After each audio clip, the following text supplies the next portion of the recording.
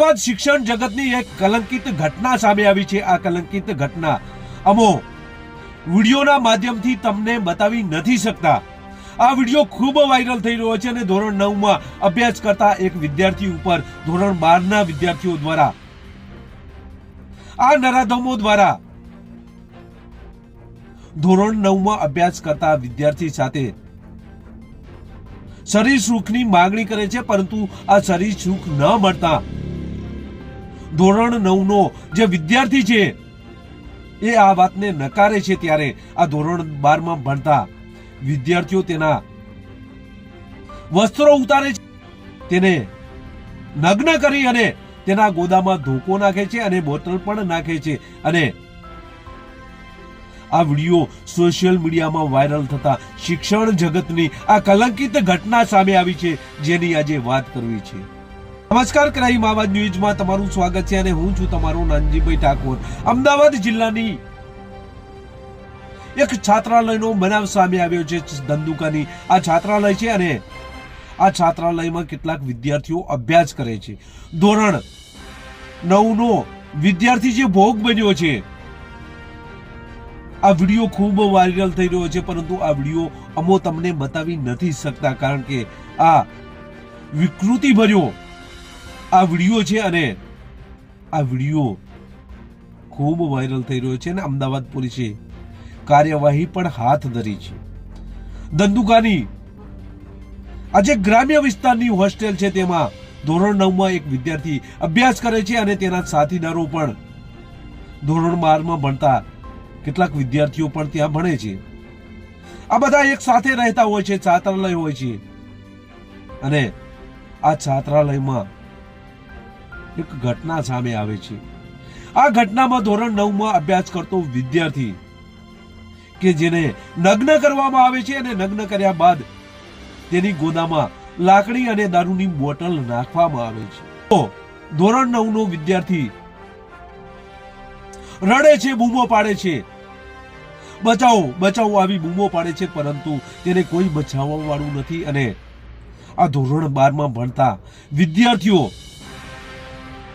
કે જેમાં એક વિદ્યાર્થી વિડીયો ઉતારે છે ને બીજા આવી હરકત કરે છે। આમ તો આપણે આપણા બાળકોને મોબાઈલ તેના અભ્યાસ માટે અને એ આપણા સંપર્કમાં રહે તે માટે આપતા હોઈએ છીએ, પરંતુ આ જ મોબાઈલ ક્યારેક આ બાળકોનો દુશ્મન બનતો હોય છે। આ બાળકો ધોરણ 12 માં અભ્યાસ કરતા અમારું માનવું છે કે કદાચ ફોન વિડીયા જોતા હશે અને તેમને જે માનસિક વૃત્તિ છે એ બદલાઈ હશે અને આ વિકૃતા ભર્યું આ કાર્ય એમણે કર્યું હશે। ધોરણ 9 માં અભ્યાસ કરતા આ વિદ્યાર્થી સાથે કદાચ તેમની વાગ શરીર સુખની હશે અને આ શરીર સુખ કદાચ આ બાળકે તેમને માણવા નહીં દીધું હોય, એટલા માટે આ વિકૃતિ ભર્યું કે જે બોલતા પણ અમને શરમ આવે છે અને આ વિડીયો બતાવતા અમારા રૂવાટા ખડા થાય છે। આવો વિડીયો સોશિયલ મીડિયામાં વાયરલ થયો છે। સોશિયલ મીડિયામાં આ વિડીયો વાયરલ થતાની સાથે જ ફરિયાદ પણ નોંધાઈ છે। આ વિડીયો એકાદ માસ અગાઉનો છે અને આ એકાદ માસ અગાઉ ધોરણ 9 માં અભ્યાસ કરતો વિદ્યાર્થી પોતાના ઘરે જાય છે અને ઘરે તેના માતા પિતાને કહે છે કે મને ધોરણ 12 માં ભણતા વિદ્યાર્થીઓ મને માર માર્યો છે। ત્યારે આ ધોરણ 9 માં ભણતા વિદ્યાર્થીના મમ્મી પપ્પા પોલીસ સ્ટેશનમાં જાય છે અને એક અરજી આપે છે અને અરજી આપ્યા બાદ જે સામેવાળા ધોરણ 12 માં ભણતા વિદ્યાર્થીઓના મા બાપને પણ પોલીસ બોલાવે છે અને આ બંને વચ્ચે સમાધાન થાય છે। એ સમયે પણ ધોરણ 9 માં અભ્યાસ કરતો વિદ્યાર્થી તેની સાથે જે ઘટના ઘટી છે તે કહી શકતો નથી, તેના માતા પિતાને એ કહેતો નથી, એટલે માત્ર માર મારવાની જ અરજી થાય છે અને ત્યારબાદ સમાધાન થઈ જતા પોતપોતાના ઘરે જાય છે અને ત્યારબાદ આ સોશિયલ મીડિયામાં આ વિડીયો વાયરલ થતા પોલીસે તપાસ હાથ ધરી હતી અને તપાસ હાથ ધર્યા બાદ આજે ધોરણ 12 માં ભણતા વિદ્યાર્થીઓને પોલીસે ઝડપી લીધા છે અને ધોરણ 9માં ભણતો જે વિદ્યાર્થી છે, જે ભોગ બન્યો છે, તેની પૂછપરછ કરવામાં આવી રહી છે। ત્યારે આ બાબતે પોલીસ કર્મચારી જે વાત કરી છે એ આ સાંભળીએ। આજે જે વિડીયો સામે આવ્યો તેમાં ગુનો દાખલ કર્યો, શું હકીકત છે? આજે સવારે એક ફેસબુક પર એક વિડીયો વાયરલ થયેલો હતો જે અમારા ધ્યાનમાં આવેલો છે। એમાં એક બાળક છે, સ્કૂલ ગોઈંગ બાળક, જેને મારવામાં આવે છે અને 2 બાળકો એને મારે છે। આ બનાવ ધંધુકાના પશ્ચિમ ગામનો બનાવ છે।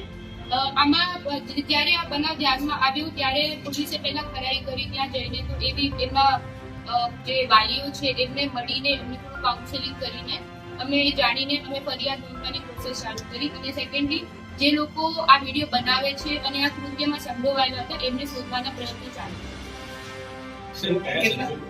કેટલા લોકો વિરુદ્ધ ફરિયાદ, કેટલા વિદ્યાર્થીઓ વિરુદ્ધ ફરિયાદ કરવામાં આવી છે અને કન્ટેન્ટ શું છે, કઈ કલમ આ જે બનાવ છે આમાં પોક્સો અને આઈટી હેઠળ અમે ગુનો નોંધવામાં આવેલો છે। સાથે સાથે બીએનએસ ની કલમ 115 મુજબ બી ગુનો નોંધવામાં આવશે। કેટલા લોકો અત્યારે તપાસમાં ખુલશે, બટ અત્યારે હું એટલું કહી શકું છું કે જે વિડીયો બનાવે છે, જે લોકોને આ કૃત્યમાં સંડોવાયેલા હતા અને ત્રીજા જે લોકોને આ કૃત્ય વિશે ખબર હોવા છતાં એ લોકો કઈ એક્શન નથી લીધું। સાથે સાથે આવા બીજા ઇન્સિડન્ટ્સ વિશે બી અમે જોઈશું કે આવા કોઈ બીજા ઇન્સિડન્ટ્સ બનેલા છે કે નહીં। અને છેલ્લે અમે જે સ્કૂલનું ઇન્વોલ્વમેન્ટ છે, યદી સ્કૂલનો કઈ ઇન્વોલ્વમેન્ટ છે આ કૃત્યમાં કે નહીં, એ બી અમે તપાસી લઈશું। શું કારણ છે આવું મારવા પાછળ, બાળકને આ રીતે જાતીય સતામણી કરવા પાછળનું પ્રાથમિક કારણ શું? પ્રાથમિક કારણ આ છે કે જે આરોપીઓ છે એ બી બાળક છે અને જે ભોગ બનનાર છે એ બી બાળક છે। એક ઇમેચ્યોરિટી બની શકે છે। પછી આ ફેસબુક અને ઇન્સ્ટાગ્રામનો જમાનો છે, બાળકો ઘણી રીતે ખોટી રીતે ઇન્ફ્લુઅન્સ થતા એ બની શકે છે। તમારા સોશિયલી તમે કઈ સરાઉન્ડિંગ્સમાં, તમે સ્કૂલમાં કઈ વાતાવરણ છે ત્યાં વાયલન્સ તમે જુઓ છો, તમે મૂવીઝમાં વાયલન્સ જુઓ છો, એ કારણ બની શકે છે। બાળક બહુ સૌમ્ય હોય છે કે એ કઈ બી રીતે ઇન્ફ્લુઅન્સ થઈ શકે છે। આમાં પ્રાઇમરી કોઈ કારણ સામે આવ્યું છે? આમાં અત્યાર સુધી કોઈ કારણ નથી સામે આવ્યું।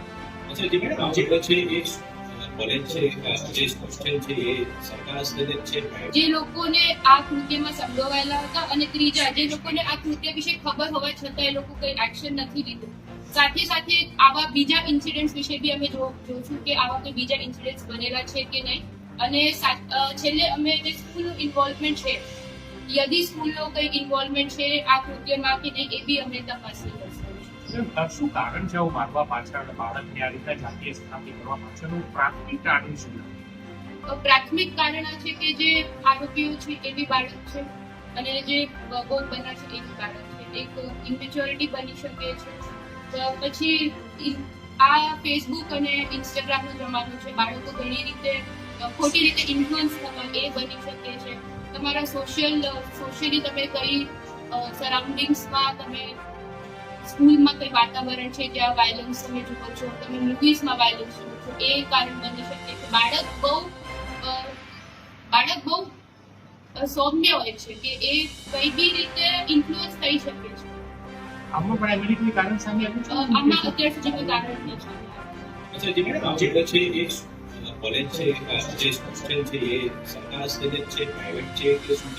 આ નરાધમોએ, ધોરણ 12ના આ વિદ્યાર્થીઓએ ધોરણ 9માં અભ્યાસ કરતા આ માસૂમને પીખી નાખે છે, માસૂમના ગોદામાં ધોકો નાખે છે, બોટલ પણ નાખે છે અને આ બૂમો બૂમ કરતો હોય છે, પરંતુ અહીંયા કોઈ એને બચાવવા માટે આવતું નથી। ત્યારે આ સંચાલકો સામે પણ પોલીસ દ્વારા તપાસ કરવામાં આવી રહી છે। આવી કોઈ ઘટના અગાઉ ઘટી છે કે નહીં તેની પણ તપાસ કરવામાં આવી રહી છે। જો અગાઉ આવી કોઈ ઘટના ઘટી છે તો બીજી ફરિયાદ નોંધાશે।